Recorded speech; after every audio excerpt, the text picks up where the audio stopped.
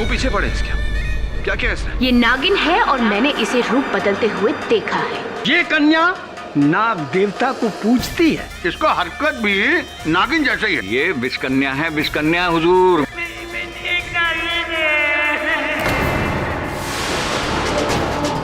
नागिन भाग गई।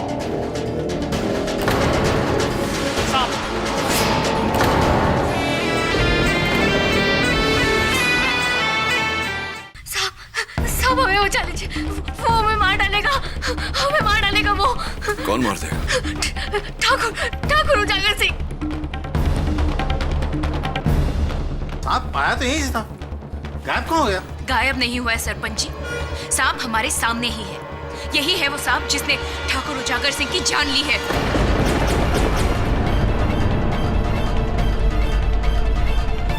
अब तो आपका भ्रम टूटा ना साहब जी। नीलाक्षी जेल में थी तो ये सलाखों से छूटकर यहाँ इस हवेली में आई कैसे? सांप बनकर, और यहाँ आकर इसने ठाकुर उजागर सिंह को डस लिया। और जब हमने इसे देखा तो इसने रूप बदल लिया, वहां से भागने की कोशिश की, लेकिन पकड़ी गई। क्या सोच रहे हैं साहब जी? अगर इस दुनिया में भगवान है, शैतान है, तो फिर नागिन क्यों नहीं हो सकती?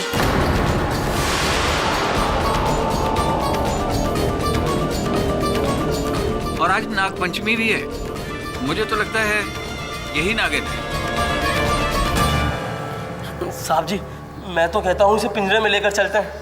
अगर नागिन बन के हथकड़ी से छूटी तो सबसे पहले हम दोनों को ही डसेगी। अबे कैसी बात करता चंडीदास के बच्चे, तेरे को मालूम है ना मुझे सांप से बहुत डर लगता है। चल ले चल, चल जल्दी कर।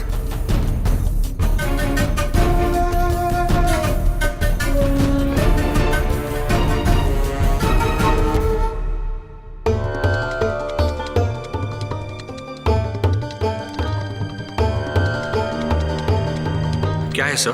ठाकुर साहब के हाथों पर कोई मरहम जैसा पदार्थ लगा है।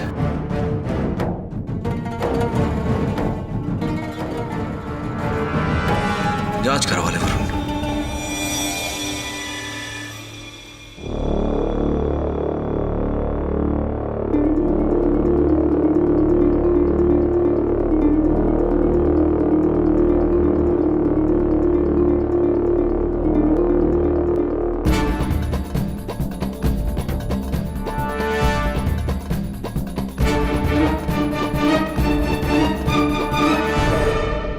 मेरा यकीन कीजिए, मुझे नहीं पता कि मैं उस हवेली में कैसे पहुंची। उस रात कालकोठरी में मुझे अचानक से चक्कर आया और मैं बेहोश होकर गिर गई। फिर जब मुझे होश आया तो मैंने देखा कि मैं उस हवेली में हूँ, उस बंद कमरे में। मैं बहुत घबरा गई। मुझे लगा कि ठाकुर उजागर सिंह ने मुझे उठाया है मारने के लिए। फिर अचानक से मुझे किसी के आने की आहट सुनाई दी। मैं इस डर से जाके पर्दे के पीछे छिप गई और फिर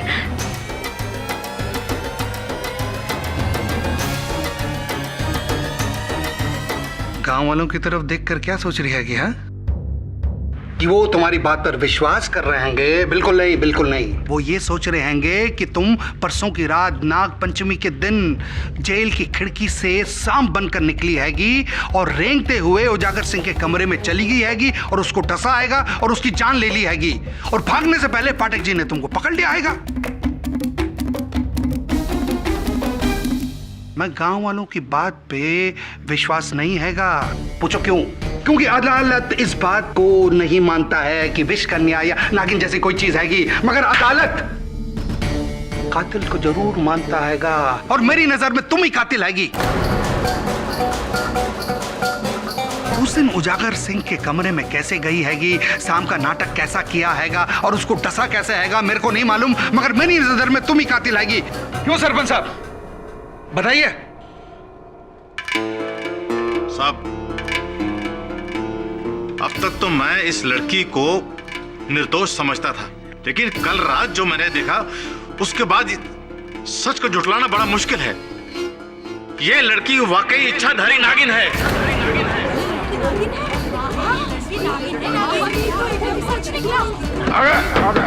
जो भी हो कातिल हैंगी। बताओ शाम को कहां छिपा के रखा हैगा? पचौरी जी, नीलाक्षी के पास कोई सांप नहीं। आपने तो अपनी आंखों से देखा हैगा ना उस सांप को। कहां गायब हो गया वो सांप? जज साहब, इस बात ने मुझे भी चक्कर में डाला हुआ है कि आखिरकार एक बंद कमरे से वो सांप ओझल कैसे हो गया। हो सकता है मेरे कुछ प्रश्न इस प्रश्न का उत्तर देने में हमारी सहायता करें। मैं आपका मतलब नहीं समझा।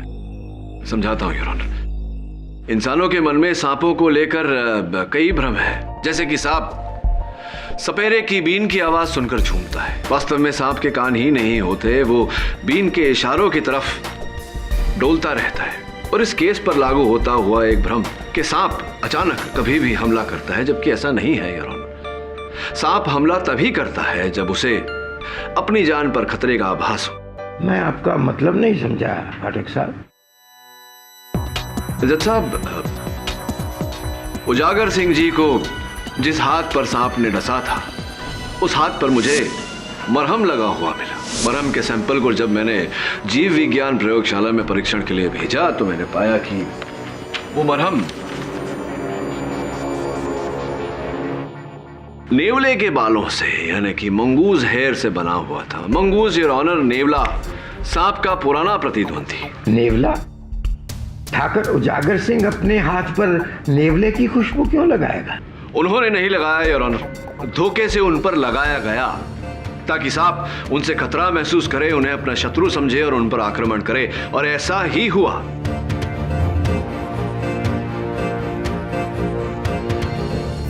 हमें धोखा होने से पहले सांप को धोखा दिया गया। संयोगवश योर ऑनर, ठाकुर उजागर सिंह के बड़े भाई ठाकुर उज्जवल सिंह के पांव पर जहां सांप ने डसा था, वहां पर भी उसी लेप के ट्रेसेस मिले। इसका अर्थ यह हुआ योर ऑनर कि मेरा विश्लेषण सही है। आप समझ रहे हैं ना इस पूरी रचना को? कोई नागिन नहीं, कोई विषकन्या नहीं, केवल एक हत्यारा है जिसने सांप को अपना शस्त्र बनाया है। न मंत्र न तंत्र, बस एक इंसानी षड्यंत्र। वाह वाह वाह वाह वाह वाह वाह केडी साहब, आपकी बातें सुन के बड़ा मजा आ गया हैगा। वैसे ये षड्यंत्र नीलाक्षी भी रच सकती है कि नहीं पचौरी जी, ये षड्यंत्र नीलाक्षी नहीं रच सकती है क्योंकि ये जो लिखित धमकी मुझे भेजी गई थी, और जज साहब ये करतूत नीलाक्षी की नहीं हो सकती क्योंकि उस समय वो कोठरी में बंद थी। ये इसके योग्य नहीं है। जय महाकाल!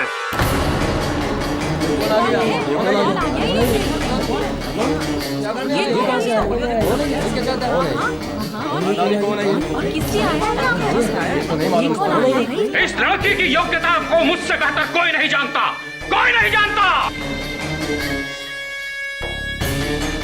आप कौन हैं? मैं भैरवनाथ, एक सपेरा जो बरसों से इस लड़की की तलाश में घूम रहा है।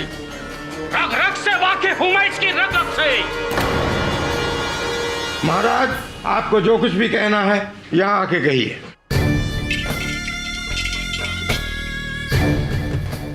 मेरे ज्ञान के सामने तुम्हारा विज्ञान सर झुका देगा बेटा।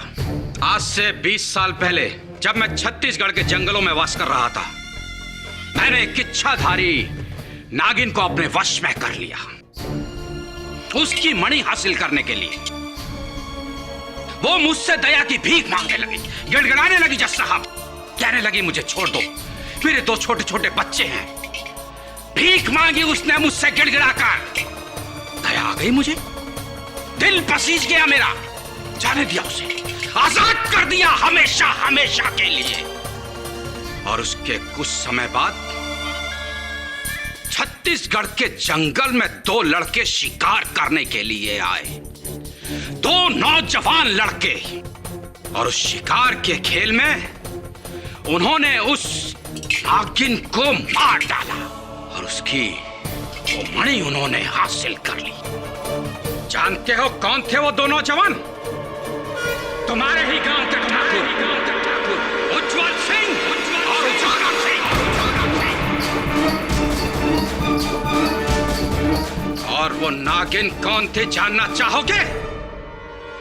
इस लड़की की मां। नहीं,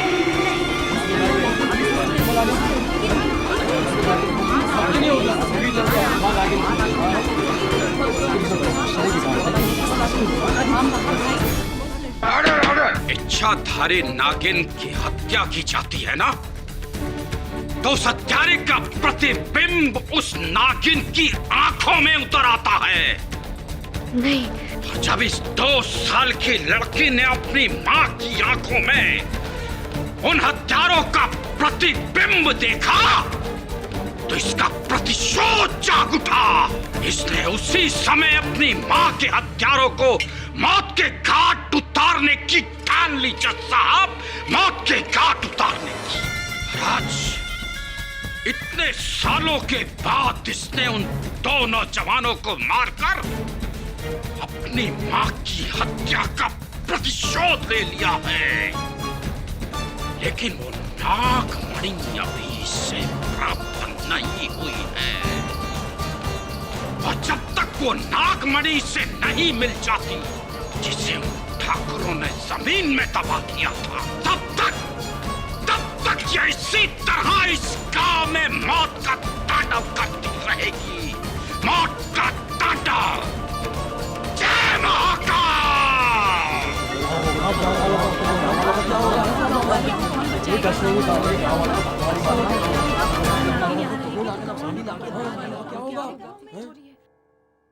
भैरव जी, आप केवल एक सपेरे हैं या खाली समय में पटकथा आदि भी लिखते हैं?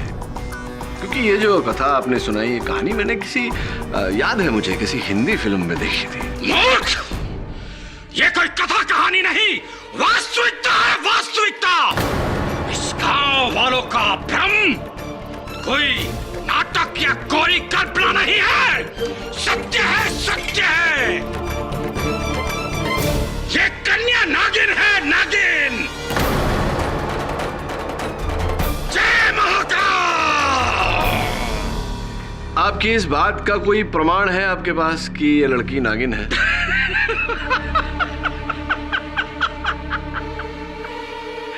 वकील साहब, मैं जानता हूं कि ये जग जो है चमत्कार को नमस्कार करता है, चमत्कार को। और आज मैं इस बड़ी अदालत में एक चमत्कार करके दिखाऊंगा। इस कन्या को नागिन बना दूंगा। आज तेरी असलियत सबके सामने आ जाएगी लड़की। जज साहब, ये न्यायालय है, कोई मेला नहीं। अब बीन बजाएंगे। सत्य से मुंह फेरना चाहते हो वकील साहब? आप रुकिए मत भैरव बाबा, हम सब सच्चाई जानना चाहते हैं। पाठक साहब, देखते हैं क्या होता है। ठीक है बाबा, आप अपनी क्रिया शुरू कीजिए। जय महाकाल।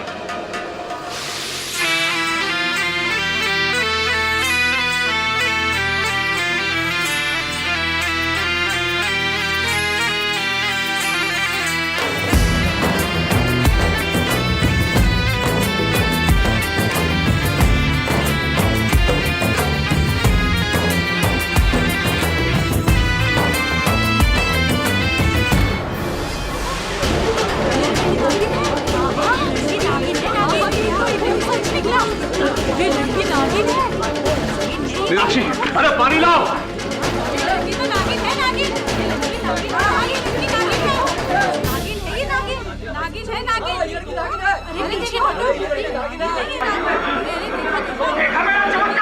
मैंने पहले ही कहा था कि ये नागिन है, वरना सलाखों के पीछे से कोई इंसान निकल सकता है क्या? मस्तानी जी, आप प्लीज बैठ जाइए। जज साहब, इसका बेहोश होना ही सबूत है कि भैरव बाबा की शक्तियों का असर हुआ है इस पर।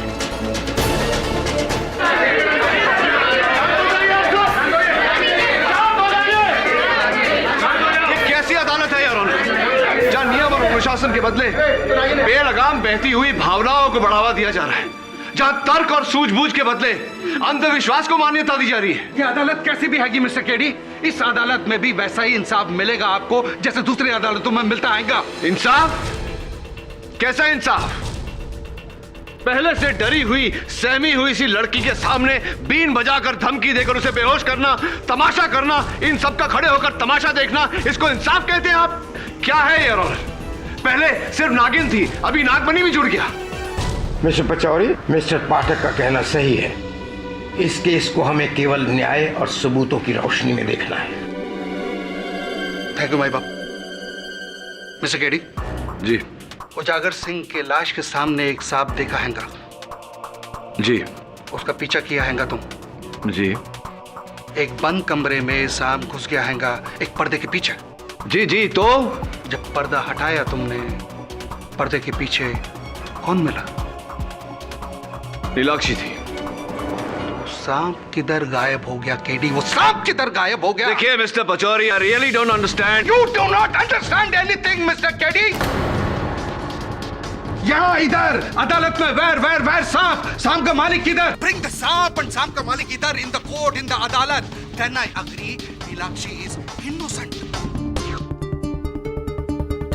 कल को ऐसा ना हो जाए कि मैं भी उसको नागिन समझे बैठा हूं।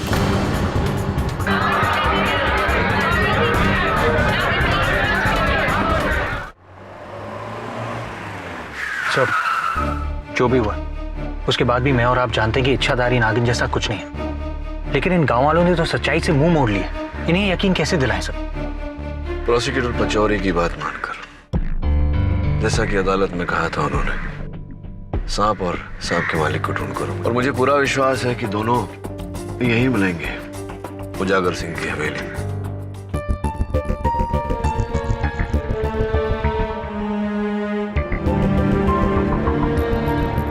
केडी सर, सांप को वहां दिखा था।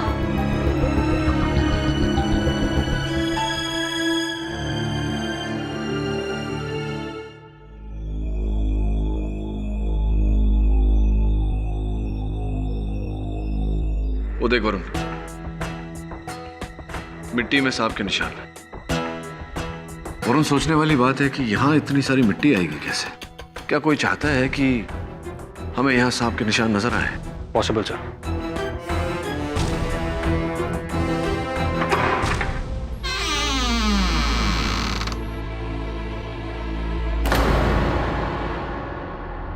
यहां भी मिट्टी है वरुण, पर्दे की ओर जा रहा है।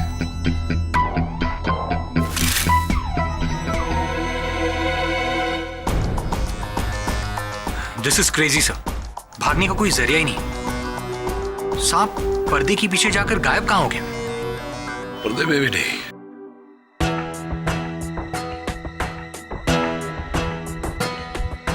क्या हुआ सर? इस मिट्टी में सांप के निशान देख रहा हूं। सांप पर्दे की ओर आ रहा था या पर्दे से दूर जा रहा था? सब पर्दे की तरफ आ रहा था। तो फिर सांप के दुम के निशान पर्दे की ओर क्यों है? इसका मतलब सांप दरवाजे तक जा रहा था। यस सर, मेन डोर की तरफ। इंटरेस्टिंग।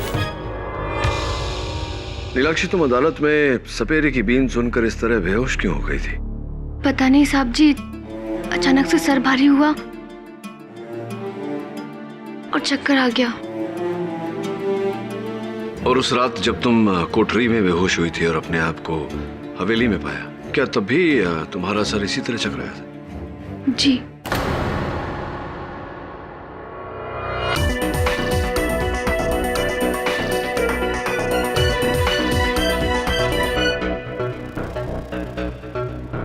तो भैरो जी, भैरो बाबा, आप इस नागिन को, इस लड़की को कितने साल से जानते हैं? आप इस लड़की को 20 सालों से, और इसकी माँ को 40 सालों से। 40 सालों से? तो आपकी उम्र 40 से अधिक ही होगी। 45 वर्ष के हो गए आप, और 40 वर्षों से आप इनकी माताजी को जानते हैं। मतलब ये जो धंधा, मेरा मतलब है ये जो कार्य है आपका सपेरों का, ये 5 वर्ष की उम्र से आप कर रहे हैं। तो तब से 5 वर्ष की उम्र से ही आपका गेटअप यही है? गेटअप क्या? ये पोशाक है हमारी, पोशाक। बहुत ही जचती है आप पर भैरव बाबा ये पोशाक।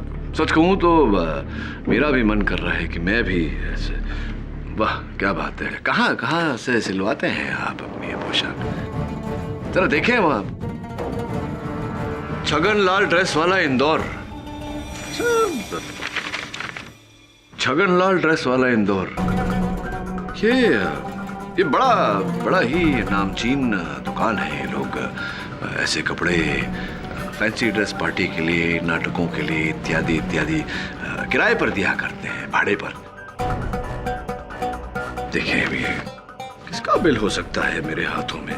झोला झोला, 4 माला, 1 2 3 4 माला, काले वस्त्र, मुजड़ी, बीन, ओ वही आपकी जो सुरीली बीन थी वही। ये सारा कुछ आपने 3 अगस्त से लेकर के 12 अगस्त तक किराए पे लिया है। ये भाड़ा आपका 620 रुपए है।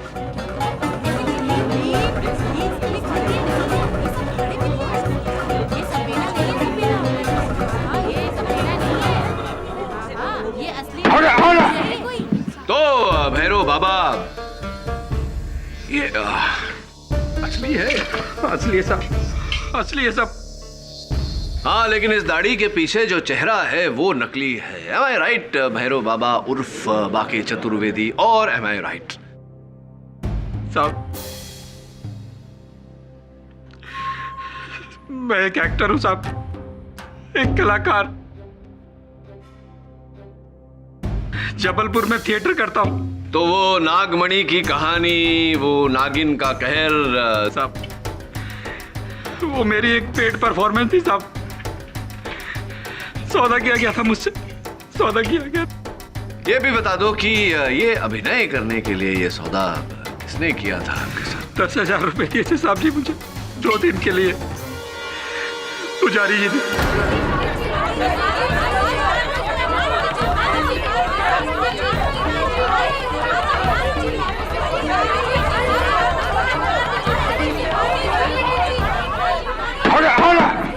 पंडित जी और ऑनर, पंडित जी तो आएंगे, इनका क्या करें?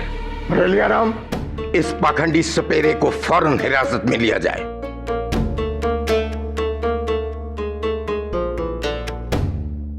मुझे कुछ साल पहले उजागर सिंह ने एक छोटी सी जमीन दी थी दान में, ये 10 बीघा जमीन। मैं उसे बेचना चाहता था, लेकिन कोई ग्राहक नहीं मिला। मैंने एक प्लान बनाया था कि इस नकली सपेरे द्वारा गांव में नागमणि की कहानी फैला दूं और ये कहे कि उस जमीन में नागमणि कहीं गड़ी हुई है, ताकि नागमणि की लालच में आके लोग उसे खरीदें और मैं बड़ी आसानी से उस जमीन को दुगने तिगने दामों में बेच सकूं। जय मां दुर्गे। और इसी कारण से आपने दोनों ठाकुरों की हत्या भी कर? नहीं, दुर्गा मां की कसम, मैंने उन्हें नहीं मरवाया। वो तो किसी सांप द्वारा डसे गए हैं। केडी साहब, आपकी सुविधा के लिए बता देते हैंगे कि दोनों कत्ल के दौरान पंडित जी मंदिर में ही थे। आधा गांव इसका साक्षी हैगा। तो फिर आधा गांव इस बात का भी साक्षी होगा कि मुझे ये जो धमकी पत्र भेजा गया था, इस पर जो लिखावट है ये किसकी है? आप ही की होगी? आप ही की है? नहीं, अरे आप ही की लिखावट है। नहीं, अरे आप ही की लिखावट है पंडित जी। नहीं, किसकी है? ये लिखावट तो बिशंबर की है।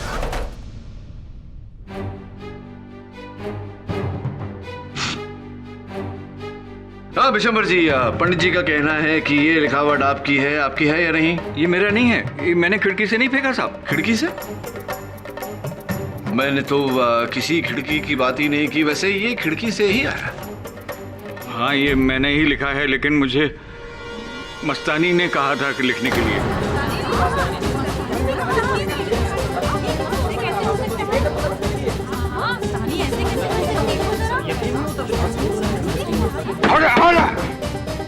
अच्छा, तो मस्तानी जी के कहने पर ही आपने नीलाक्षी के बारे में वो जो कहानी नागिन और सपेरे की, वो जो...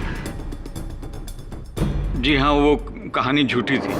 और मस्तानी जी के कहने पर ही आपने इनके आंगन में वो केचली, वो पिटारी आपने रखी? नहीं, वो मैंने नहीं रखी। सांप के बारे में मुझे कुछ भी पता नहीं है। सांप में कुछ नहीं मालूम? मतलब आपने कभी वो सांप देखा तक नहीं? देखा ही नहीं? नहीं, मैं ठहरा अपाहिज, मैं सांप को संभालूंगा हुजूर के अपने आप को। ये मस्तानी से पूछ लीजिए। ठीक है, ये बू आ रही है अजीब सी। ठीक है, मस्तानी जी से पूछते हैं। मस्तानी जी, आप नीलाक्षी की सबसे कड़ी, सबसे कठोर आलोचक रही हैं। आपको इन बातों के बीच पाकर मैं दंग सा रह गया हूँ। जी हाँ, मैंने ही चाचा को कहा था आपको धमकाने के लिए, क्योंकि मैं नहीं चाहती थी कि नीलाक्षी जेल से बाहर निकले। तो उस पेड़ के एक छोर से नागिन का जाना और दूसरे छोर से नीलाक्षी का बाहर आना, वो कथा सब झूठी थी। मेरे सारे आरोप झूठे थे। पर आपको ये झूठ बोलने की आवश्यकता क्यों पड़ी? कृपया कर अदालत को बताइए। इसकी खूबसूरती, जिस पर दोनों ठाकुर इतने फिदा हो गए थे कि वो दोनों मुझे भूल गए थे,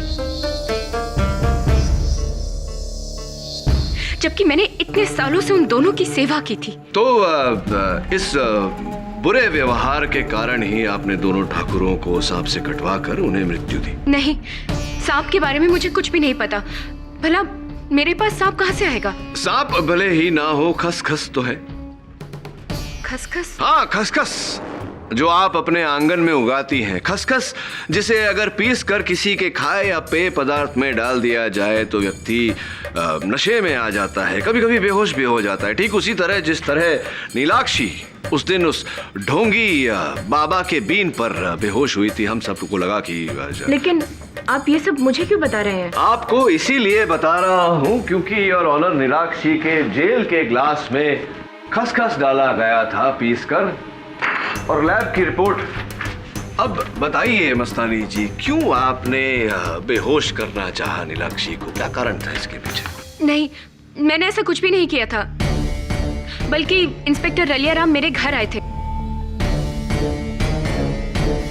और ढेर सारे खसखस के पत्ते लेकर गए थे मुझसे। ये उन्हीं की करतूत होगी। राम राम माई बाप, वर्दी में हूँ वकील साहब, झूठ नहीं बोलूंगा। आपके मन में आपकी वर्दी के लिए इतना मोह देखकर बड़ी प्रसन्नता हुई है। चलिए ये बताइए कि वो मेंढक वाली कहानी जो नीलाक्षी को फंसाने के लिए आपने कही थी, वो सच है क्या? नहीं वकील साहब, गलत थी वो।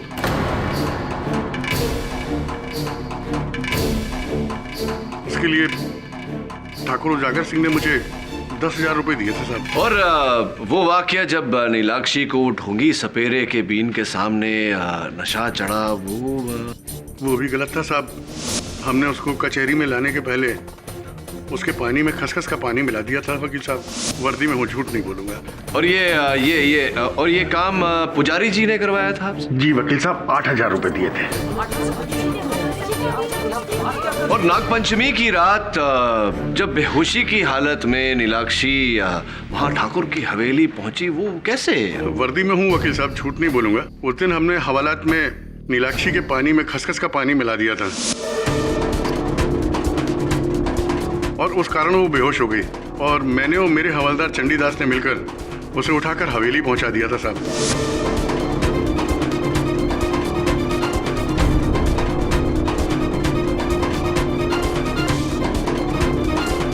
और वहां पहुंचकर आपने ठाकुर उजागर सिंह जी को जिंदा पाया? नहीं साहब, जब हम वहां पहुंचे माई बाप तो वहां ठाकुर साहब थे ही नहीं। माँ कसम हमने उन्हें नहीं मारा साहब। ओ भला हमारे पास सांप कहां से आएगा? माई बाप, वैसे भी मैं सांप से बहुत डरता हूँ साहब, बहुत। और इस काम के लिए नीलाक्षी को वहाँ ठाकुर की हवेली तक पहुँचाने के लिए 11,000 आपको मिले थे या किसने दिए थे? वर्दी में हूँ, झूठ नहीं बोलूंगा साहब, सरपंच जी ने। सरपंच जी ने दिए?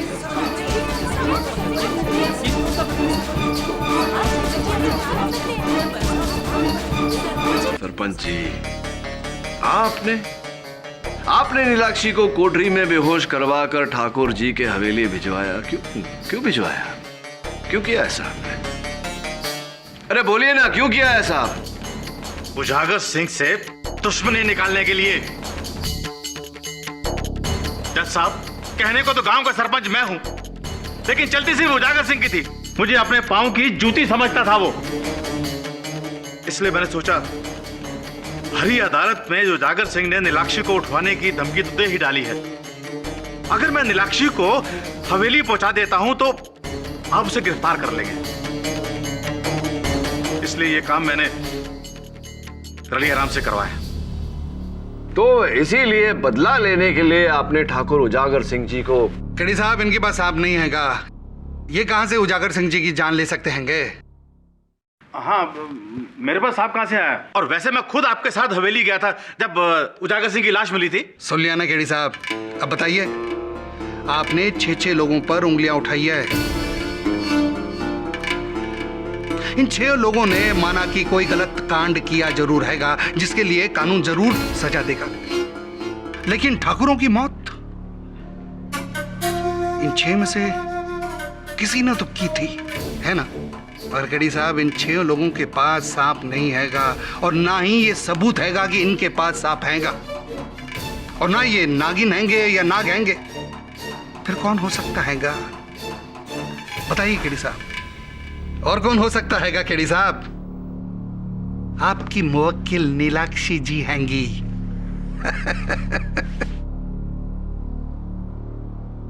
योर ऑनर, अब तो स्पष्ट हो चुका है कि नीलाक्षी को नागिन के इस मनगढ़ंत कहानी में फंसाया गया था।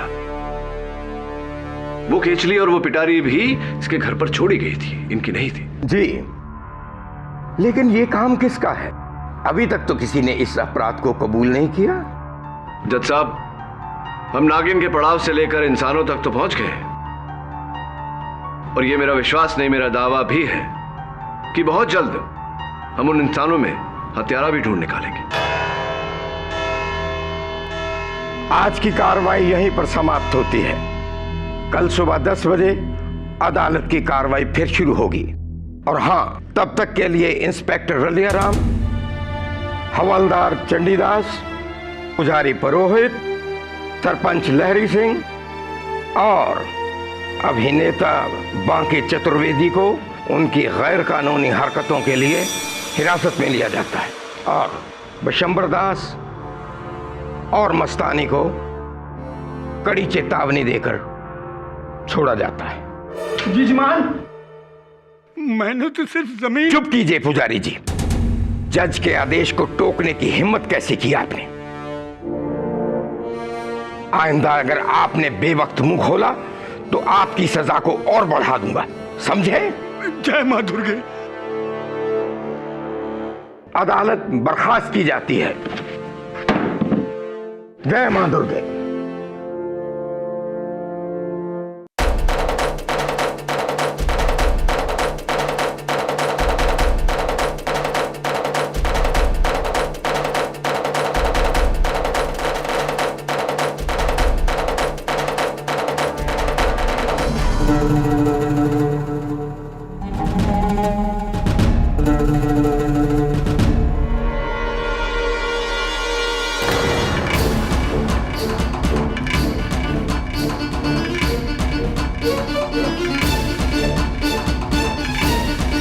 अरे सांप सांप, वो गया।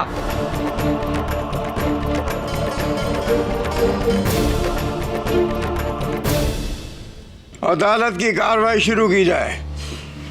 हाँ तो मस्तानी जी, हुआ यूं कि कल रात, इससे पहले कि वो सांप मुझे डसे, मेरी आंखें खुल गई और वो सांप वहां से अदृश्य हो गया। मैंने उसका पीछा किया तो आप वहां मिली। कमाल है ना, ढूंढा सांप मिली आप। कहीं आप ही वो नागिन तो नहीं? नहीं, अब मुझे उस सांप के बारे में कुछ भी नहीं पता। वो तो चाचा के मुंह से सांप सुनकर मैं डर के मारे भाग गई वहां से। तो वहां से तो आप भाग गई थी, लेकिन रात के 3 बजे आप वहां आई क्यों थी? क्या कर रही थी आप? अरे आपने ही तो मुझे बुलाया था ना। मैंने? ये देखिए, ये पर्ची आप मेरे घर के बाहर छोड़कर गए थे। आज रात ठीक 3 बजे मुझे मिलने आना केडी पाठक। जी नहीं मस्तानी जी, ये पर्ची ना तो मैंने लिखी है, ना मैंने भेजी, ना मैंने आपके घर के बाहर रखी। कमाल है, सब तो कारागार में बंद थे, फिर बाहर थे तो सिर्फ आप, वो सांप और हाँ बिशंबर काका। हाँ तो बिशंबर चाचा जी, ये जब भी आप, खैर छोड़िए, ये बताइए चाचा जी के रात के 3 बजे आप वहाँ क्या कर रहे थे? आप ही ने तो बुलाया था, आपकी वो ये पर्ची मिली थी, आपने भेजी थी। मैंने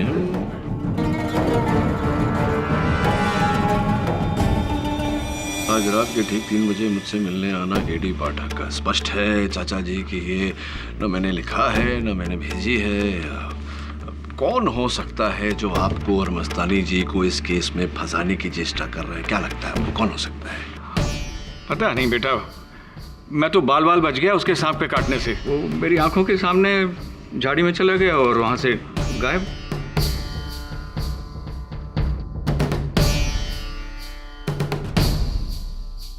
और कुछ पूछना है बेटा? हाँ, पैर में तकलीफ हो रही है। अच्छा, नहीं चाचा जी आप जाइए, बैठिए। अरे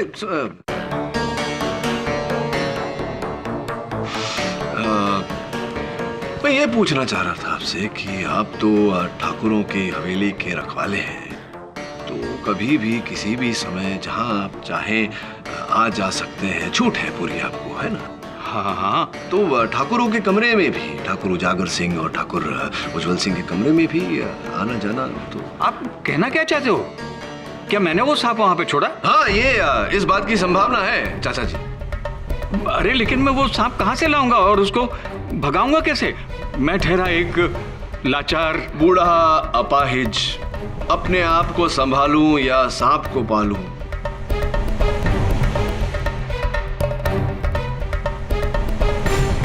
लेकिन देखिए चाचा जी, कितनी निपुणता से आपने ये दोनों कार्य किए। अपने आप को भी संभाला, सांप को भी पाला इस लाठी की मदद से, है ना? मैं कुछ समझा नहीं। अच्छा ये बताइए चाचा जी कि आपकी लाठी में ये 2 छेद जो है, ये 2 छेद क्यों है? ये बस है मतलब क्या? लाठी में छेद? मैंने तो नहीं देखा किसी लाठी में 2 छेद हो। कहीं ऐसा तो नहीं कि हवा अंदर बाहर आ जा सके, इस कारण ये 2 छेद हैं? सांस ले सके, सांस लेने में तकलीफ ना हो। चाचा जी जरा आपकी लाठी देख सकते? नहीं। Your honour please. Bishambar Das, लाठी दो।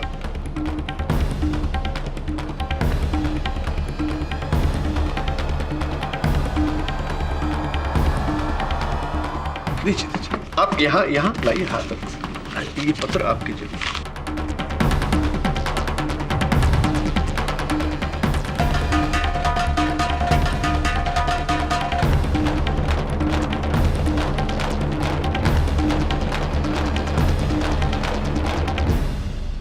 दत्त साहब, एक बहुत ही पुरानी कहावत है, ऐसा वार करो कि सांप भी मर जाए और लाठी भी ना टूटे। इस उदाहरण में ऐसा वार किया गया कि सांप भी नहीं मरा और लाठी भी नहीं टूटी। मैं अदालत को कुछ दिखाना चाहूंगा यार।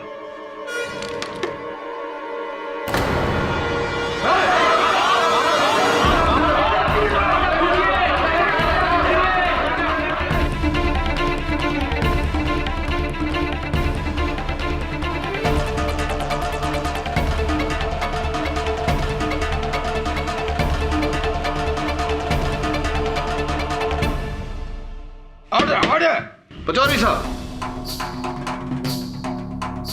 आपकी मांग पूरी हुई। Here is the snake, there is the snake का मालिक। साहब, ठाकुर उज्जवल सिंह और उजागर सिंह का कोई वारिस नहीं था। उनके बाद हवेली मुझे मिल जाती।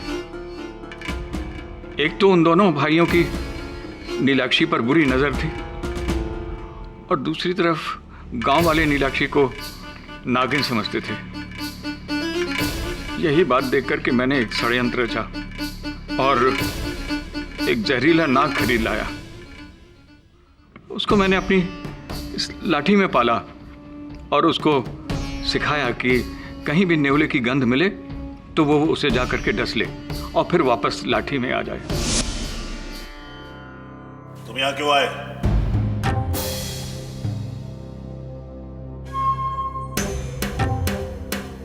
इस बारे में किसी से कुछ कहा ना तो जिंदा काट दूंगा।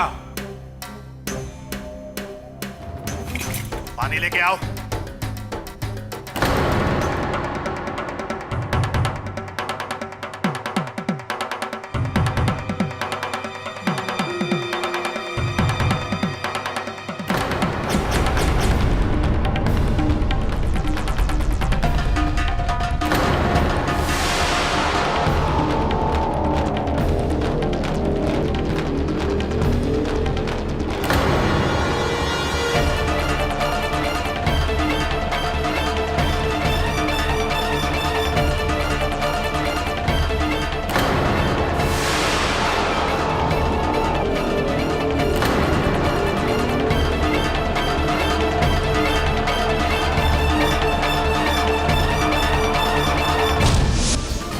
और फिर मैंने ही नीलाक्षी के घर में वो सांप की कैंचुली और पिटारा डाला। और नागपंचमी की रात जब मैंने सरपंच और रड़िया राम को देखा कि वो बेहोशी की हालत में नीलाक्षी को हवेली में ले जा रहे हैं, तो मैंने दूसरा षड्यंत्र रचा कि क्यों ना उजागर सिंह को भी मार दिया जाए।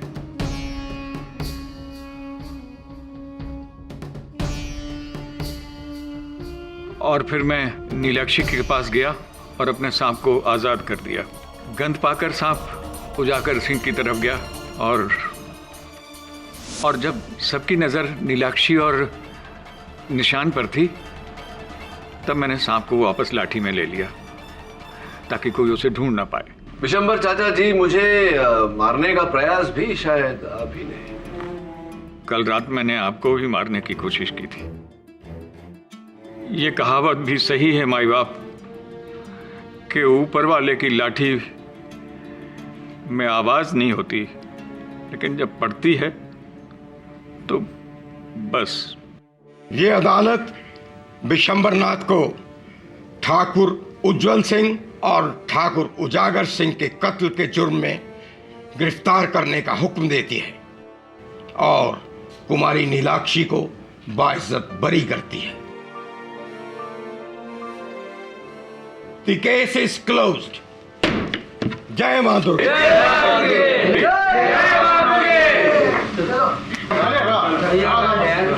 हम तो खड़ी साहब धन्य हो गए हैंगे, आपके साथ मुकदमा लड़ने का मौका मिला हैगा, बहुत कुछ सीखने को मिला हैगा। अरे ये तो हमारा सौभाग्य हैगा पचौरी साहब। हैगा कि नहीं हैगा? नहीं नहीं नहीं नहीं, एक फोटो हो जाए। हाँ हाँ हाँ, मैं फोटो खींचता। एक मिनट, मैं भी आता हूँ। Sure sir. आइए आइए आइए, बीच में आ जाइए। आइए यहाँ आ जाइए। सर, आज खुशी के मौके पर आपकी फेवरेट लाइन हो जाए।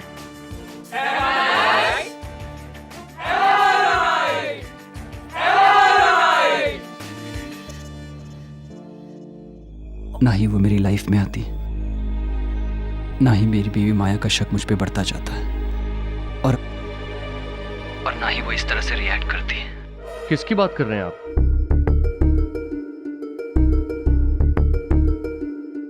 मैं एमएलए राम शास्त्री जी की बेटी वंदना शास्त्री की बात कर रहा हूँ। लेकिन वो तो जानता हूँ कि वो एक बहुत बड़े पॉलिटिकल फैमिली से है, लेकिन ये जानने के बावजूद मेरा और वंदना का संबंध है। प्रॉब्लम की बात यह है कि मेरा माया के साथ एक प्री नैप्चुअल एग्रीमेंट है, और अगर माया को इस संबंध के बारे में पता चल गया और उसने इसके आधार पर डिवोर्स की अपील की, तो मेरी सारी प्रॉपर्टी उसकी हो जाएगी।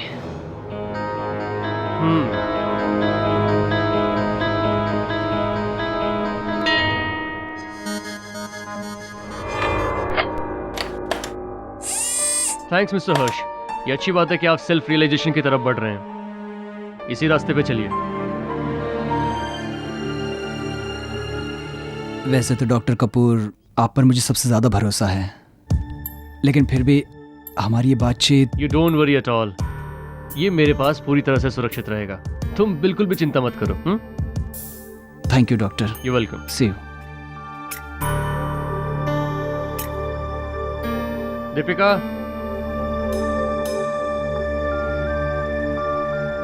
ये हर्ष वर्मा की कैसेट है, इसे मेरे सेफ में अच्छी तरह से संभाल के रख दो। और ये लो चाबी।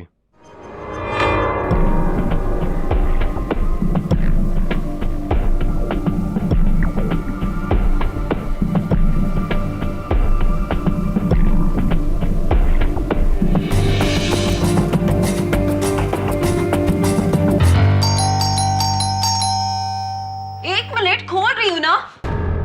क्या हुआ अभिषेक? इतनी देर से बेल तू बजा रहा था। दीदी दीदी मुझे अभी निकलना पड़ेगा। कहाँ निकलना पड़ेगा? हुआ क्या है? दीदी मेरे पास टाइम नहीं है। क्या टाइम नहीं है? कहाँ जा रहा है? हुआ क्या है अभी? दीदी अगर मैं एक भी दिन यहाँ रुका ना तो वो लोग मुझे मार डालेंगे। कौन मार डालेगा तुझे? हुआ क्या है? दीदी मैंने फिर से सट्टे में पैसे हार गया हूँ। मुझे बुकी को 5 लाख रुपए देने हैं दीदी। और अगर मैं वो पैसे नहीं दे पाया ना तो वो मुझे जिंदा नहीं छोड़ेंगे दीदी। कौन तुझे जिंदा नहीं छोड़ेगा? कौन मारेगा तुझे? दीदी 5 लाख रुपए बहुत बड़ी रकम होती है, लेकिन मेरे पास कल तक इसका इंतजाम करने का एक रास्ता है। लेकिन मुझे पता है आप इस बात के लिए कभी राजी नहीं होगी, इसलिए मैं सब छोड़ के जा रहा हूँ दीदी। अबे मेरी बात सुन, क्या रास्ता है बोल।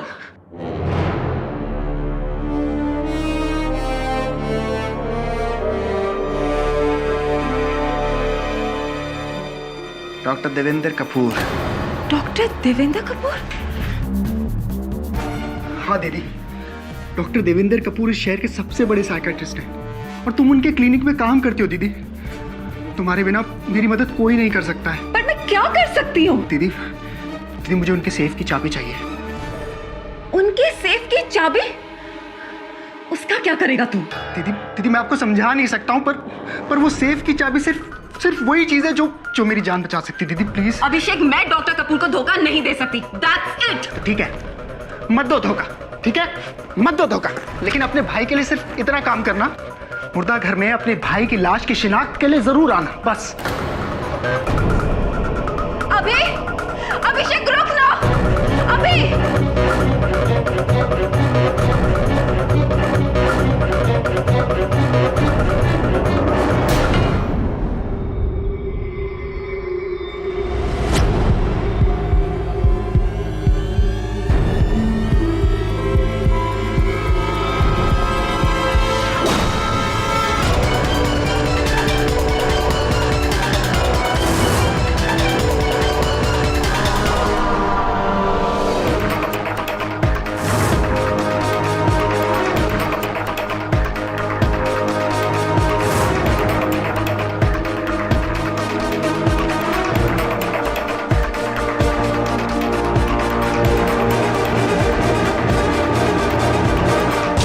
सुबह जब मैं अपने ऑफिस पहुंचा तो मेरा सेफ खुला हुआ था और उसमें से एक टेप गायब थी। कपूर, तुम्हारे यहाँ अगर चोरी हुई है तो इसकी रिपोर्ट तुम्हें पुलिस में करनी चाहिए। नहीं केडी, मैं पुलिस कंप्लेन नहीं कर सकता। ये मेरी क्रेडिबिलिटी का सवाल है। अगर मेरे पेशेंट्स को ये पता चल जाए कि मेरे ऑफिस से टेप चोरी हो रही है तो बहुत बड़ी गड़बड़ हो जाएगी। और खास तौर पे वो टेप। किसका था वो टेप? हर्ष वर्मा का। हाई स्काइज एयरलाइंस का मालिक? हाँ, और बाकी किसी टेप को छुआ तक नहीं। सिर्फ हर्ष वर्मा का ही टेप चोरी हुआ है। केडी, अगर ये टेप किसी गलत हाथ में पड़ गया ना तो बहुत बड़ी प्रॉब्लम हो जाएगी। क्यों, ऐसा क्या था उस टेप में? उस टेप में हर्ष वर्मा ने अपने और एमएलए राम शास्त्री की बेटी के संबंधों के बारे में बोला था। केडी, एक तरफ एमएलए राम शास्त्री की बेटी है और दूसरी तरफ हर्ष अपनी बीवी माया के साथ प्री निपिटल एग्रीमेंट में है। अगर वो टेप गलत हाथ में पड़ गई केडी तो हर्ष वर्मा का बुरा तो होगा ही होगा, साथ में मेरा करियर भी बर्बाद हो जाएगा। ऐसी कपूर, तेरे अलावा और कौन जानता था कि सेफ की चाबियां कहाँ रखी जाती है? दीपिका मेरी एसोसिएट है, पर वो ऐसा नहीं कर सकती। तुम तो जानते हो केडी कि वो मेरे साथ करीब 8 साल से काम कर रही है और हम दोनों एक दूसरे को पसंद भी करते हैं। ये सब बात तो ठीक है, लेकिन एक बात स्पष्ट है कि जिसने भी ये टेप चुराई है वो तुम्हारा कोई नजदीकी इंसान है। और ये बात भी तय है कि ये काम जिसने भी किया है वो तुम्हें या हर्ष को कांटेक्ट जरूर करेगा। जैसे ही वो तुमसे संपर्क करे मुझे बताना। माया मैडम, आपका काम हो गया है। वो टेप मेरे पास है। ठीक है, तो शाम को मिलो। सॉरी, एक्चुअली मुश्किल से मिली हुई चीज़ का दाम भी थोड़ा ज़्यादा होता है। 6 लाख रुपए की बात हुई थी, मिल जाएंगे। आप समझी नहीं मैडम, चीज़ बहुत मुश्किल से मिली है, इसलिए अब उसकी कीमत 6 लाख नहीं 15 लाख हो गई है। देखो, सनी से मेरी बात 6 लाख की हुई थी, समझ में आई? मिल जाएंगे 6 लाख। काम सनी ने नहीं, मैंने किया है, और मैं इसकी कीमत 15 लाख लगा रहा हूँ। आप दे सकती हैं तो ठीक है, वरना और भी रास्ते हैं मेरे पास।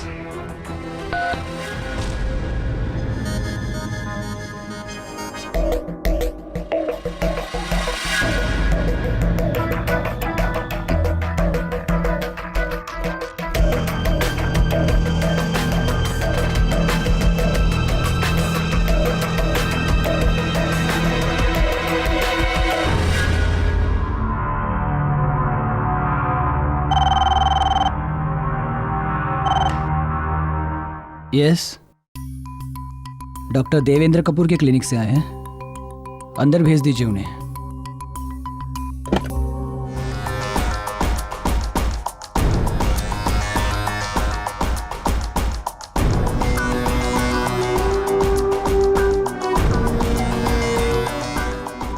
ये क्या बदतमीजी है? कौन हो तुम? अभिषेक चौहान।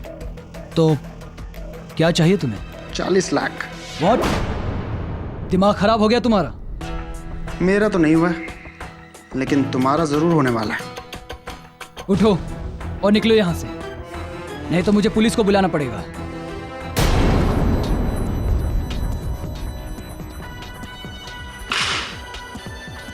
ये वही टेप है जो आपने डॉक्टर कपूर के क्लिनिक में रिकॉर्ड करी थी।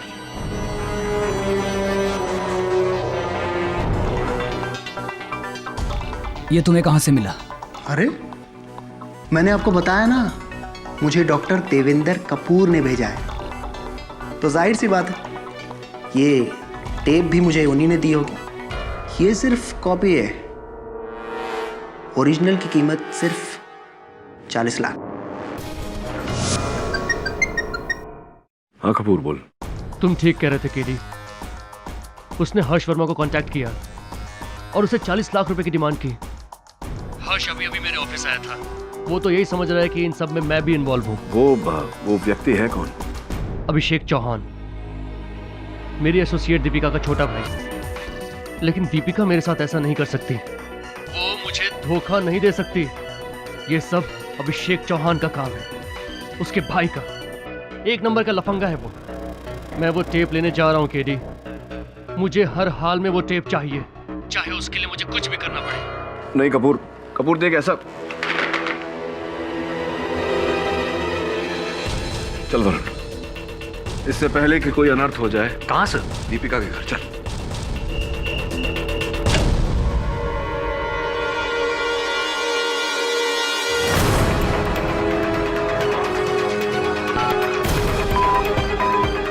डॉक्टर कपूर को फोन बंद है, जाओ क्लिनिक जाके चेक कर। Right sir. Inspector Athawale, K D Pathak बोल रहा हूं। आपके एरिया में मर्डर हो गया है, 189 सुमन नगर।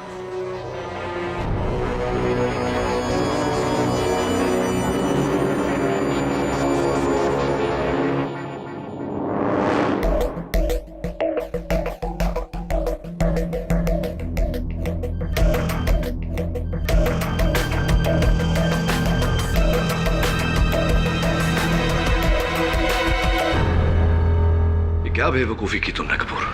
मुझे बताया क्यों नहीं? और तुम्हारा फोन क्यों बंद था कल रात? मैं डर गया था केडी।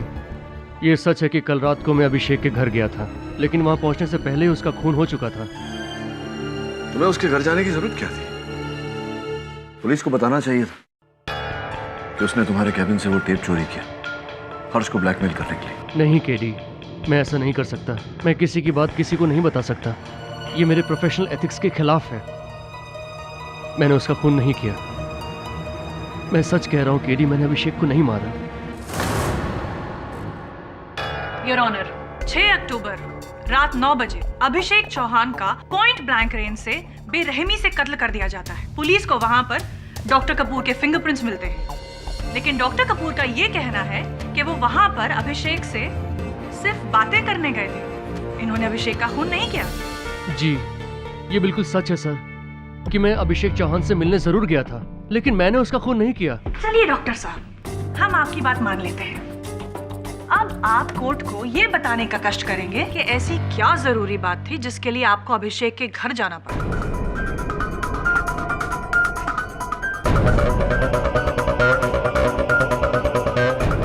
आप चुप क्यों हैं डॉक्टर साहब? या फिर आपके पास कहने के लिए कुछ है ही नहीं? चलिए हम बताते हैं आपको कि उस रात क्या हुआ। आप अभिषेक चौहान के घर गए थे, लेकिन उससे बात करने नहीं, आप उसे धमकाने गए थे डॉक्टर साहब, क्योंकि आपको शक था कि अभिषेक ही वही इंसान है जिसने आपके ऑफिस के सेफ से चोरी की। और जब उसने आपकी बात मानने से इनकार कर दिया तो बेरहमी से आपने उसका कत्ल कर दिया।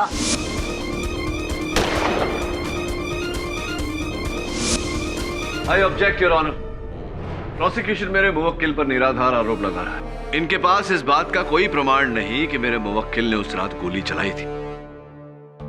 योर ऑनर, ये रही अभिषेक चौहान के सोसाइटी में रहने वाले कुछ लोगों की स्टेटमेंट। इन सब लोगों का यही बयान है कि उन्होंने 6 अक्टूबर की रात को डॉक्टर कपूर को अभिषेक चौहान के फ्लैट की तरफ बहुत गुस्से में जाते हुए देखा, और उन्होंने ये भी बयान किया है योर ऑनर कि डॉक्टर साहब के हाथ में एक रिवॉल्वर थी। ये सच है कि मैं अभिषेक चौहान के घर पे अपनी रिवॉल्वर लेके गया था और बहुत गुस्से में भी था, लेकिन जब मैं वहां पहुंचा, अभिषेक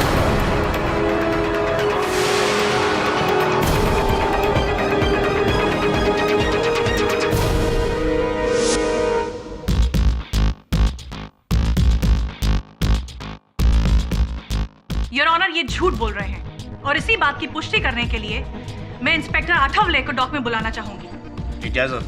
इंस्पेक्टर, पोस्टमार्टम की रिपोर्ट के हिसाब से अभिषेक चौहान की मौत .22 calibre Smith and Wesson revolver से चली हुई गोली से हुई। जी हाँ, और हमें डॉक्टर कपूर के केबिन की छानबीन करने के बाद वहाँ पर .22 स्मिथ वेसल रिवॉल्वर का लाइसेंस मिला, जो डॉक्टर कपूर के नाम रजिस्टर था। उन्होंने रिवॉल्वर ACE गन सप्लायर से करीब 1 बरस पहले खरीदा था।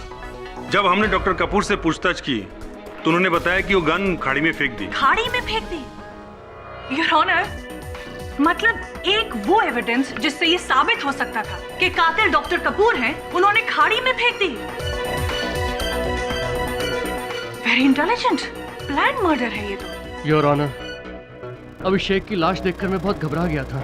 मुझे वहां पहुंच के रियलाइज हुआ कि ये मैं क्या करने जा रहा हूं, और मुझे अपने आप से नफरत होने लगी। इसलिए वहां से आते वक्त मैंने अपनी रिवॉल्वर खाड़ी में फेंक दी। आपकी इस दलील में कोई दम नहीं है डॉक्टर साहब। योर ऑनर, डॉक्टर कपूर के पास .22 कैलिबर की स्मिथ एंड वेसन रिवॉल्वर होना, मौका वारदात पर उनका मौजूद होना और इनका उस रिवॉल्वर को खाड़ी में फेंक देना, ये सारी बातें यही साबित करती हैं कि कातिल डॉक्टर देवेंद्र कपूर हैं। करेक्शन प्रोसिक्यूटर साहब, साबित नहीं, ये बातें अप्रत्यक्ष रूप से सुझाव देती है कि डॉक्टर कपूर ने ये कत्ल किया हो, किंतु इस बात को प्रमाणित नहीं करती कि डॉक्टर कपूर ने ही ये कत्ल किया है। नाउ योर ऑनर, अगर प्रोसिक्यूटर साहिबा को कोई आपत्ति न हो तो मैं इंस्पेक्टर आठवले से कुछ प्रश्न करने की अनुमति चाहूंगा। इजाजत। हाँ इंस्पेक्टर साहब, फोरेंसिक्स रिपोर्ट के अनुसार अभिषेक चौहान के घर पे डॉक्टर कपूर के अतिरिक्त किसी और के भी उंगली चिन्ह मिले हैं, क्या ये बात सही? जी हाँ, वहाँ डॉक्टर कपूर के फिंगरप्रिंट्स के अलावा अभिषेक चौहान की बहन दीपिका के फिंगरप्रिंट्स भी मिले। हमें और भी फिंगरप्रिंट्स मिले। मैच करने के बाद पता चला कि वो फिंगरप्रिंट्स वहाँ के लोकल गुंडे सनी के थे।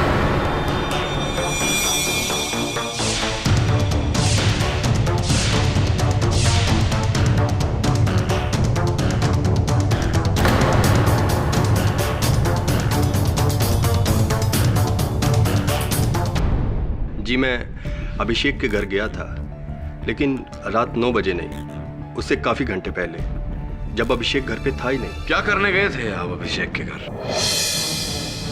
इधर उधर क्या देख रहे हैं? मेरे प्रश्न को उत्तर दीजिए। चोरों की भांति क्या ढूंढने गए थे वहां? मैं वो टेप ढूंढने गया था जो अभिषेक ने अपनी बहन की मदद से डॉक्टर देवेंद्र के सेफ से चुराया था।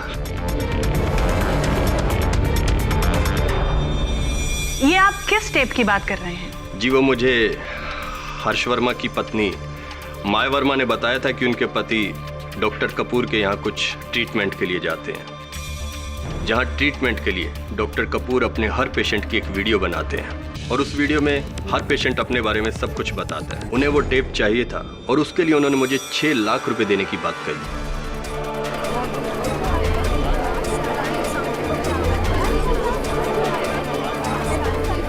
Order order. अभिषेक की बहन दीपिका उसी क्लिनिक में काम करती है, इसीलिए हमने एक काम अभिषेक को करने को कहा, लेकिन अभिषेक मुकर गया। टेप उसी के पास थी, लेकिन उसने झूठ बोला कि वो टेप उसके पास नहीं है। अरे अगर वो टेप मेरे पास होती तो मैं आपको जरूर वापस कर देता। देख, डबल क्रॉस करने से पहले इतना याद रखना कि हर्ष वर्मा की पत्नी माया ने ये काम मुझे सौंपा है। उसके मन में लालच आ गया था। वो हर्ष वर्मा और उसकी पत्नी दोनों से पैसे ऐंठना चाहता था। झूठ बोल रहे हैं आप सनी। आप शाम को नहीं, रात 8:30 बजे गए थे अभिषेक के घर और उस समय वो घर पर ही थे। उनसे आपने वो टेप्स मांगी और जब उन्होंने इनकार कर दिया तब आपने तहश में आकर उनकी हत्या की। वो टेप्स ढूंढे और मिलने के बाद वहां से फरार हो गए। ऑब्जेक्शन योर ऑनर, डिफेंस की ये दलील बिल्कुल बेबुनियाद है। उस शाम को कुर्ला के एक शराब खाने में मारपीट करने के लिए सनी को गिरफ्तार किया गया था। ये रही उसकी रिपोर्ट।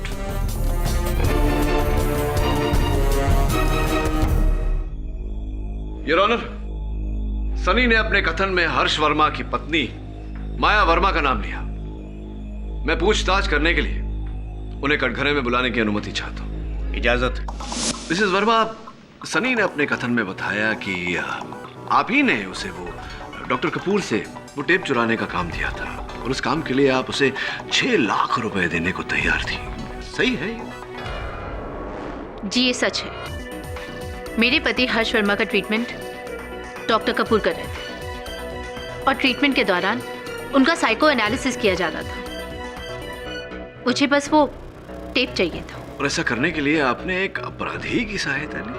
क्योंकि मैं ये जानती थी मुझे ये टेप इतनी आसानी से नहीं मिल सकता। तो मिसेस वर्मा ये बताइए कि उस टेप को प्राप्त करने के पीछे आपका उद्देश्य क्या था? अपने पति हर्ष वर्मा से छुटकारा पाना।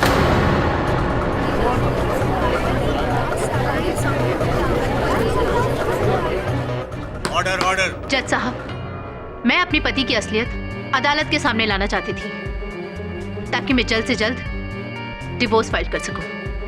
मैं जानने को उत्सुक हूं मिसेस मेहरा कि इस समय वो टेप कहां है? मुझे वो टेप कभी मिला ही नहीं। अद्भुत बात है, क्योंकि मेरे पास अभिषेक के फोन रिकॉर्ड्स है जिसके अनुसार उन्होंने आपको फोन किया था उसी दिन जिस दिन उनकी हत्या हुई थी। तो फोन आने के बाद आप वो टेप्स लेने उनके घर गई होंगी। जज साहब, ये सब बेकार की बातें हैं। मेरी डीलिंग सिर्फ सनी के साथ हुई थी और अभिषेक को तो मैं जानती भी नहीं हूँ। हाँ, लेकिन फोन पर बात करने के बाद तो आप जान गई होंगी उन्हें और टेप्स लेने उनके घर गई होंगी। और जब उन्होंने टेप्स देने से इनकार कर दिया होगा या रकम ज्यादा मांगी होगी, आपने तहश में आकर उनकी हत्या कर दी होगी। Simple, is it not? देखिए, ना ही मैं अभिषेक को जानती हूँ और ना ही मैं अभिषेक के घर गई थी। तो ये बताइए कि कत्ल के दिन 6 अक्टूबर को 8 और 9 बजे के बीच आप कहाँ थी?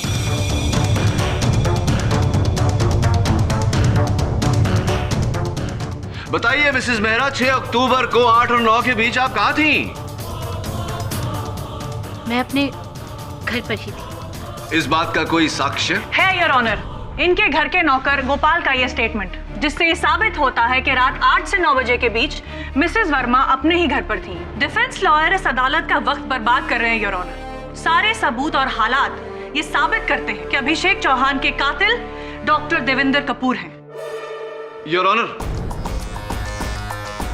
मैं पहले भी व्यक्त कर चुका हूं कि अब तक ऐसा कोई प्रमाण नहीं मिला जिससे यह सिद्ध हो कि डॉक्टर कपूर ने ही यह हत्या की है। इसलिए इस केस में उतावली दिखाना उचित नहीं होगा। एक और व्यक्ति है योर ऑनर, जिन्हें उस समय अभिषेक के घर पर होना चाहिए था। उनकी बहन दीपिका चौहान। दीपिका जी, आपके फोन कॉल्स के हिसाब से 8:23 पर डॉक्टर कपूर ने आपको फोन किया था जी, और इन्होंने कहा था कि ये आपसे और आपके भाई से मिलना चाहते हैं जी। फिर जब ये आपसे और आपके भाई से मिलने आए, उस समय आप वहां क्यों नहीं थी? बताइए दीपिका जी, जब आप जानती थी कि डॉक्टर कपूर को इतना गुस्सा है कि वो कुछ भी कर सकते थे, तो अपने भाई के साथ रहने के बदले आप उसे वहां अकेला छोड़ के चली गई। कहाँ चली गई थी आप, क्यों चली गई थी, बताइए प्लीज।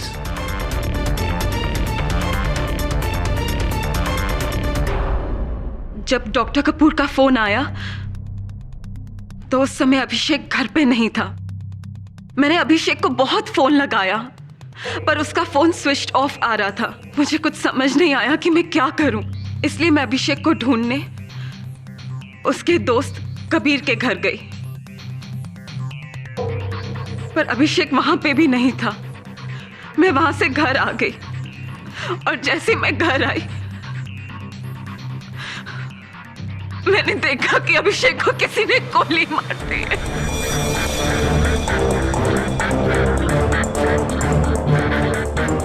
गुड स्टोरी, लेकिन आपकी ये कहानी भरोसे के लायक नहीं है दीपिका चौहान। क्या ये सच नहीं है कि आपने चोरी करने में अपने भाई की मदद की थी? हाँ, ये सच है। मैं उसकी बातों में आ गई थी, लेकिन आपने अपने भाई की सहायता की चोरी करने में। उसके बाद जब आपने डॉक्टर कपूर को इस बात से इतना परेशान देखा, आपका मन बदला। आपने सोचा कि आपको वो टेप वापस इन्हें लौटानी चाहिए। आप अपने कैबिन से इनका गन चुराकर अपने घर पहुंची, जहां आपकी अपने भाई से लड़ाई हुई, जिसमें गलती से आपके हाथ गोली चली। नहीं सर, ऐसा कुछ नहीं हुआ। मैंने अपने भाई को नहीं मारा। आप ही ने अपने भाई का खून किया है, क्योंकि आप डॉक्टर कपूर से प्यार करती हैं और इनकी परेशानी आपसे देखी नहीं गई, इसीलिए आपने अपने भाई की हत्या की। ये तुम क्या कह रहे हो केडी? ये बिल्कुल गलत है। दीपिका ने ऐसा कुछ नहीं किया। वो भला अपने भाई का खून क्यों करेगी? उसने मेरे केबिन से कोई गन नहीं चुराई। मैं खुद गन लेके अभिषेक से मिलने गया था, और जब मैं वहां पहुंचा तो वहां पे दीपिका नहीं थी तो सिर्फ अभिषेक की लाश। Objection your honour. Doctor Kapoor ये खुद कह रहे हैं कि जब वो दीपिका के घर गए थे तो दीपिका वहां पर नहीं थी, और उसके बाद वो रिवॉल्वर लेकर अभिषेक के घर गए। ऐसे में दीपिका पर शक करना बिल्कुल बेबुनियाद है। अब मैं अपने अगले गवाह मिस्टर हर्ष वर्मा को कटघरे में बुलाना चाहूंगी। जी हाँ, 6 अक्टूबर को करीबन 6 बजे अभिषेक मेरे ऑफिस आया था। वो वहाँ क्या करने आया था? वो डॉक्टर कपूर के क्लिनिक से मेरी साइकेट्रिक ट्रीटमेंट की रिकॉर्डिंग टेप लेकर आया था, और उसने मुझसे कहा कि अगर मैंने उसे 40 लाख रुपए नहीं दिए तो वो टेप किसी न्यूज़ चैनल को बेच देगा। और हाँ, उसने ये भी कहा कि उसके पास इस टेप की और भी कॉपीज हैं। तो फिर आपने क्या किया? उसके बाद मैं डॉक्टर कपूर के क्लिनिक गया। मैंने डॉक्टर कपूर को बताया कि अभिषेक चौहान नाम का आदमी मुझे ब्लैकमेल करने की कोशिश कर रहा है। डॉक्टर तो डिनाई करते रहे, मानने को तैयार ही नहीं थे। लेकिन जिस तरह डॉक्टर कपूर बिहेव कर रहे थे, मुझे ऐसा लगा कि हो सकता है उन्हें सब मालूम है, और हो सकता है कि वो खुद भी इसमें इन्वॉल्व हों। फिर डॉक्टर कपूर ने यह भी कहा कि ओके, ठीक है, जो आप कह रहे हैं अगर वो ठीक है तो ये मेरी रिस्पॉन्सिबिलिटी है। चाहे मुझे अभिषेक चौहान का खून ही क्यों ना करना पड़े, मैं वो टेप यहाँ पे लेके आऊंगा।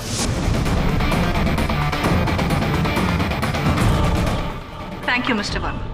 Your witness sir. Mister Verma, अपने कथन में आपने कहा कि आपको ऐसा लग रहा था कि डॉक्टर कपूर और अभिषेक इस ब्लैकमेल के मामले में मिले हुए हैं। जी हाँ, क्योंकि अगर ऐसा नहीं होता तो उस अभिषेक को वो टेप कहाँ से मिलती, और फिर डॉक्टर कपूर ने कोई पुलिस कंप्लेंट भी नहीं लिखवाई। आपने भी तो इनके खिलाफ, इस ब्लैकमेल के खिलाफ पुलिस में कोई सूची नहीं की। फिर ये बताइए कि डॉक्टर कपूर और अभिषेक आपके कहे अनुसार आपको ब्लैकमेल कर रहे थे। उस टेप पर कुछ ऐसी आपकी निजी बातें थीं जो आप नहीं चाहते थे किसी के सामने आए। तो इन सब इस घटना से बचने के लिए, अपने आप को बचाने के लिए आपने क्या कदम उठाया, क्या किया? जी नहीं, मैंने कुछ भी नहीं किया। अद्भुत बात है, आपने कुछ भी नहीं किया। आपकी इमेज खतरे में थी, इतना बड़ा नुकसान होने वाला था आपको, और आपने कुछ भी नहीं किया। इसका जवाब आपको डॉक्टर कपूर शायद ज़्यादा अच्छी तरह दे पाएंगे। कैसे? क्योंकि उनके ट्रीटमेंट के तहत उन्होंने मुझे बताया कि जल्दी निर्णय ना ले पाना यही मेरी सबसे बड़ी प्रॉब्लम है। ऐसी। चलिए छोड़िए, ये बताइए कि उस रात 8 और 9 बजे के बीच आप कहाँ थे? मेरी 8:15 बजे एक मीटिंग थी और 9 बजे तक मैं उसी मीटिंग में था। वो 8:15 वाली आपकी जरूरी मीटिंग में से आप 25 मिनट तक गायब हो गए थे। कहाँ गए थे आप?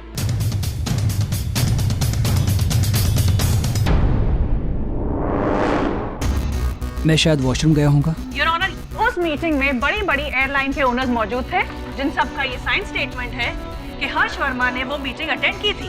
और डिफेंस लॉयर ये भी भूल रहे हैं कि कत्ल की जगह पर हर्ष वर्मा के नहीं, डॉक्टर देवेंद्र कपूर के फिंगरप्रिंट्स पाए गए हैं माय लॉर्ड। योर ऑनर, मैं पहले भी कह चुका हूं कि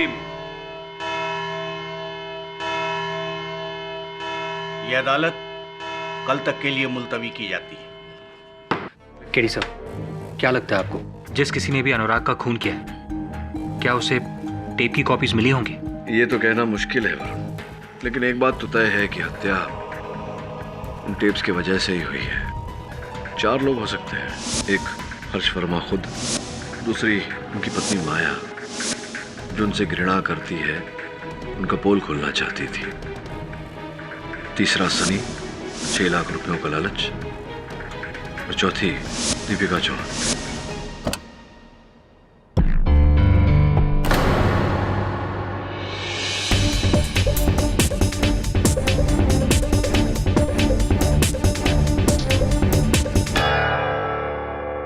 वरुण,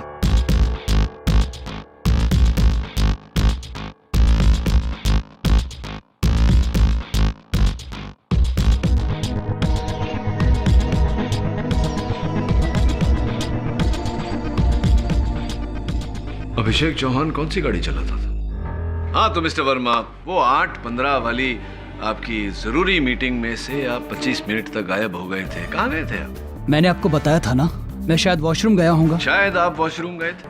नहीं, आप यकीनन वॉशरूम नहीं गए थे। आप गए थे अभिषेक के घर। वहां जाकर आपने उन टेप्स की मांग की, अभिषेक ने इनकार किया और आपने उसकी हत्या कर दी। नहीं, ऐसा कुछ भी नहीं हुआ था। मैं अभिषेक के घर गया ही नहीं।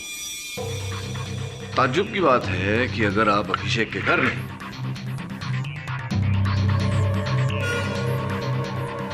तो आपके कोट का ये बटन वहां से कैसे बरामद हो?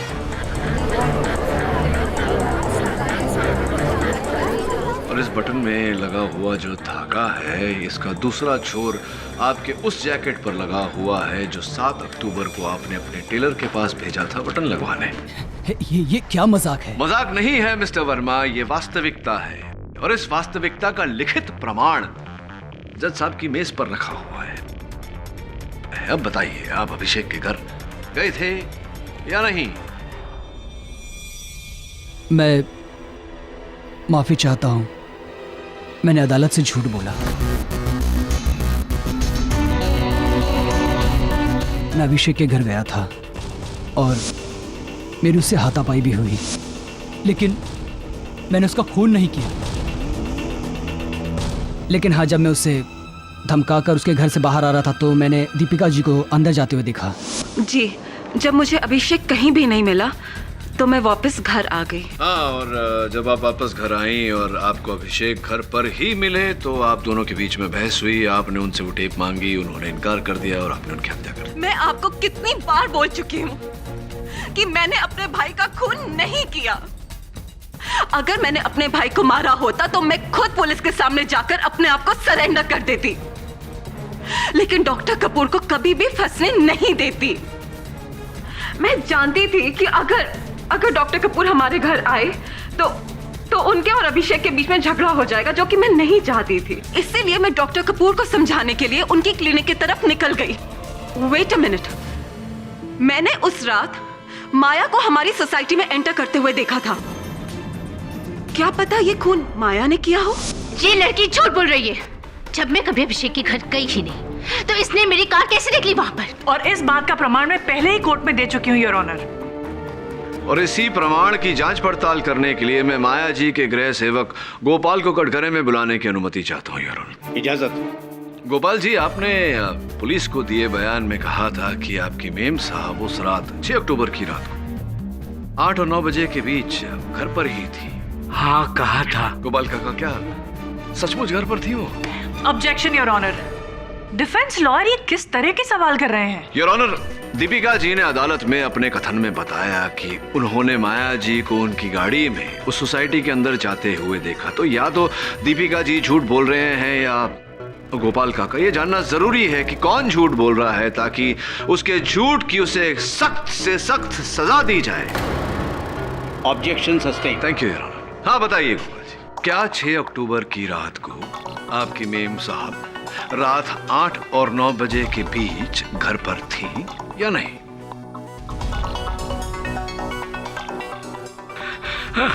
साहब, आपने कहा है कि झूठ बोलने पर सख्त से सख्त सजा मिल सकती है। हाँ बाप, वो तो है गोपाल जी। साहब, मेरी 2 छोटी छोटी बहनें हैं साहब। साहब, मुझे कोई सजा नहीं चाहिए साहब। वो तो मैम साहब के कहने पर मैंने झूठ बोला था। वो घर पे थी नहीं, वो तो गाड़ी लेकर कहीं और गई थी। हाँ साहब। अब बताइए माया जी, आप उस रात अभिषेक के घर गई थी या नहीं? जी, मैं अभिषेक के घर गई थी, पर मैंने इसका खून नहीं किया। झूठ पे झूठ पे झूठ माया जी। सर्वप्रथम तो आपने अपने गृह सेवक गोपाल काका से झूठा बयान दिलवाया अदालत में। द्वितीय, आपने स्वयं झूठ बोला कि आप उस रात अभिषेक के घर नहीं गई थी। सच तो यह है कि आप उस रात अभिषेक के घर गई थी, लेकिन वहां जाते आपको पता चला कि अभिषेक हर्ष वर्मा के साथ टेप्स का सौदा कर चुका है। आप तहश में आ गई और गुस्से में आपने अभिषेक की हत्या कर दी। नहीं, मैं अभिषेक के घर जरूर गई थी, पर मैं उसे धमकाने गई थी। मैंने अभिषेक का खून नहीं किया। मैंने अभिषेक का खून नहीं किया। क्षमा चाहता हूं।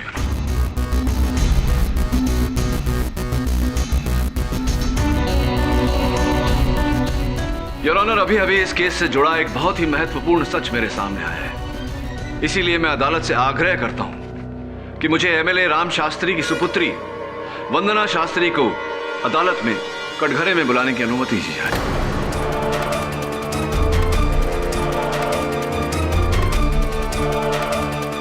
मुझे एमएलए राम शास्त्री की सुपुत्री वंदना शास्त्री को अदालत में कटघरे में बुलाने की अनुमति दी जाए।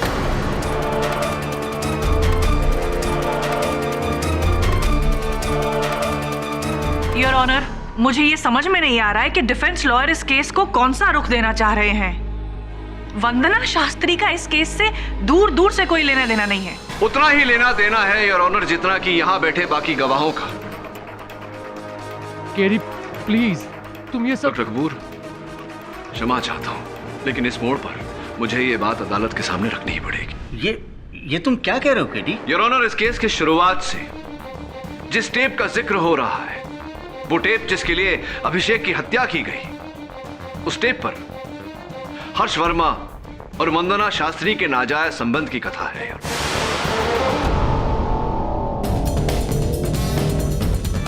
आप हर्ष वर्मा को जानती हैं? जी हाँ, मैं जानती हूँ। फिर तो आप अभिषेक चौहान को भी जानती होंगी। जी नहीं, मैं अभिषेक चौहान को नहीं जानती। अच्छा, तो आप अभिषेक चौहान को नहीं जानती। ये बताइए कि 6 अक्टूबर को रात 8 और 9 बजे के बीच आप कहाँ थी? जी, मैं अपने पापा की पॉलिटिकल पार्टी का यूथ विंग संभालती हूँ। उसी की मीटिंग थी बांद्रा में, मैं वहीं पर थी। BMW काले कलर की MH04969 आप ही की गाड़ी है? जी। ये आप चलाती हैं या आपका वाहन चालक चलाता है? जी, कभी मेरा ड्राइवर, कभी मैं। लेकिन आप ये सब क्यों पूछ रहे हैं? और उस रात इस सभा में आप इसी गाड़ी में गई थी? जी हाँ।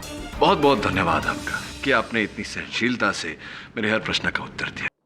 एक आखिरी प्रश्न, समझ में नहीं आ रहा मुझे कि आप अगर उस गाड़ी में उस रात बांद्रा गई थी अपनी सभा में उपस्थिति भरने, तो आपकी गाड़ी ने 8:20 पर अंधेरी टोल नाका कैसे क्रॉस किया?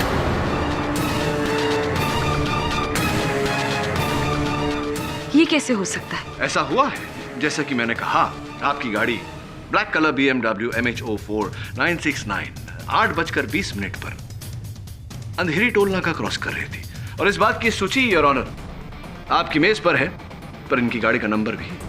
कैसे हुआ ये?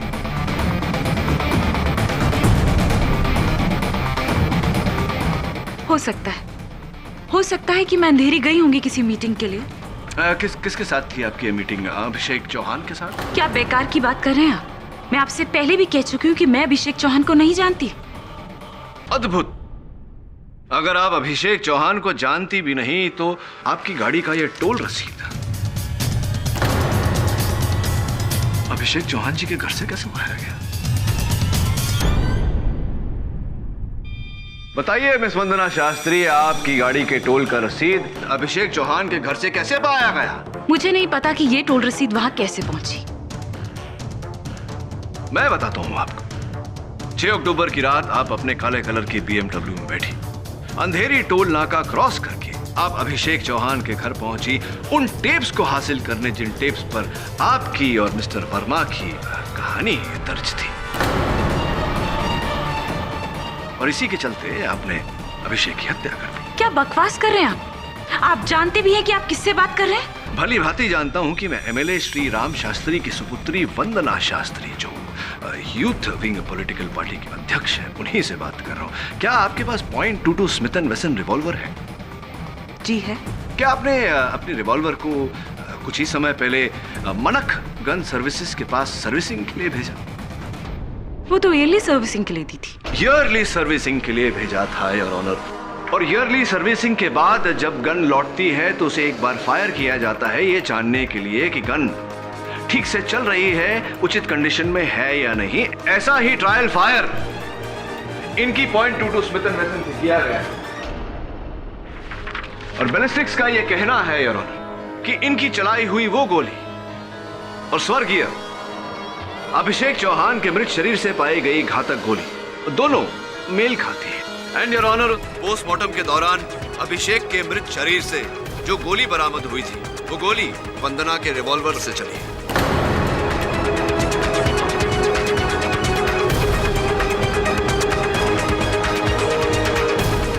वो दोनों गोली एक ही गन से चली है, यानी कि आपकी गन से चली है, यानी कि आप ही ने अभिषेक चौहान की हत्या की। MLA Shri Ram Shastri, miss Vandana Shastri, am I right or am I not? हाँ, मैंने अभिषेक चौहान का खून किया है। चौहान का खून किया है।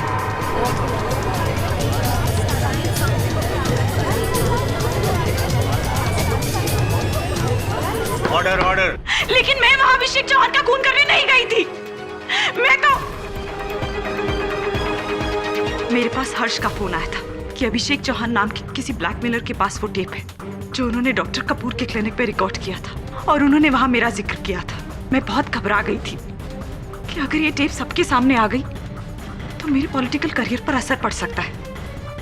और हर्ष ने मुझसे कहा कि वो अभिषेक के घर जा रहा है, और इसीलिए मैं अभिषेक के घर के लिए निकली। लेकिन जैसे ही मैं अभिषेक के घर के दरवाजे तक पहुंची, देखो, मेरी मजबूरी का गलत फायदा मत उठाना, और उस टेप की कोई भी बात किसी भी तरह से माया तक पहुंची ना तो बहुत बुरा अंजाम होगा तुम्हारा। डरते क्यों भाई?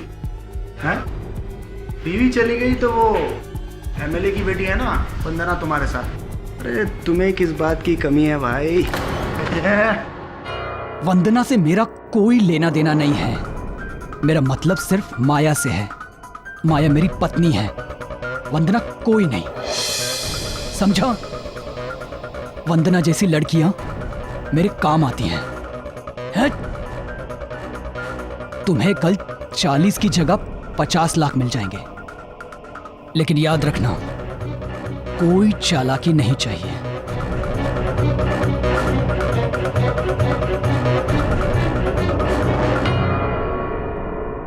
मैंने तो हर्ष से सच्चा प्यार किया था, लेकिन उसके मुंह से अपने बारे में ये सब सुनने के बाद नफरत हो गई थी मुझे उस इंसान से। और सिर्फ हर्ष को अभिषेक के खून के जुर्म में फंसाने के लिए मैंने अभिषेक को मार दिया।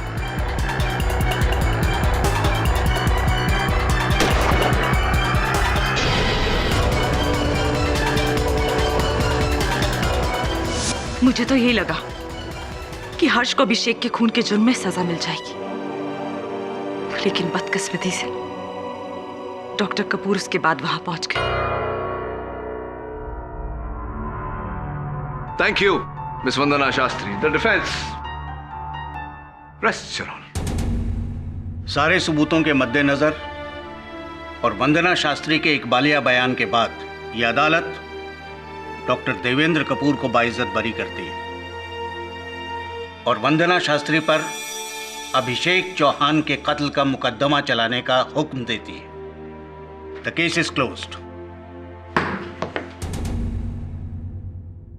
कपूर साहब, क्या बात है, अपनी रिहाई से खुश नहीं लग रहे आप? केडी, तुम जानते हो ना कि मैं नहीं चाहता था कि मेरे पेशेंट्स की बातें इस तरह से दुनिया के सामने उजागर हो, वो भी मेरी वजह से। कपूर देख, तेरी सच्चाई अपनी जगह ठीक है, मैं तो कहूंगा काबिल तारीफ है, लेकिन किसी की सच्चाई की खातिर अपराधी को अपने किए हुए अपराध की सजा न मिले, ये तो ठीक नहीं है ना मेरे दोस्त। और भी दिलचस्प कहानी देखने के लिए हमारे चैनल को सब्सक्राइब करें और बेल आइकॉन दबाना न भूलें।